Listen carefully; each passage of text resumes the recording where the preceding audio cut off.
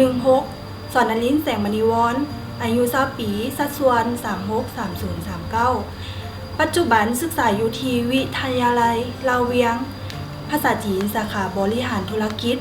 นำเสนอชนเผ่าใต้ดำชนเผ่าใต้ดำเป็นชนเผ่าถึงที่มีเอกลักษณ์และวัฒนธรรมการนุ่งถือฮีตของประเพณีและการปากเว้าเขียนที่แตกต่างชนเผ่าใต้ดำเป็นชนเผ่าหนึ่งที่เชื่อถือศาสนาผีแต่ละปีจะมีงานบุญจัดขึ้นที่มีชื่อว่าบุญใต้ดำซึ่งเป็นบุญประเพณีที่นำเอาแต่ละบ้านแต่ละเมืองมารวมตัวกันและมีการจัดงานศิลปะการแข่งขันและการวางขายสินค้าเป็นต้นแมนเสือแพร่ใบม้อนและเครื่องประดับบูฮานของ IM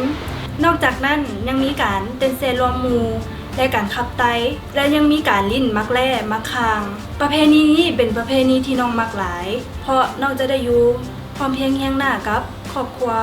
ไม่ล่ำเดียวล้อมหัวบ่ควายไพ่บ่ป้อมแป่งบ้านบ่เมืองสื่อถึงความสามัคคีหักแพงนำเสนอสุดชนเผ่ามะกองขอบใจ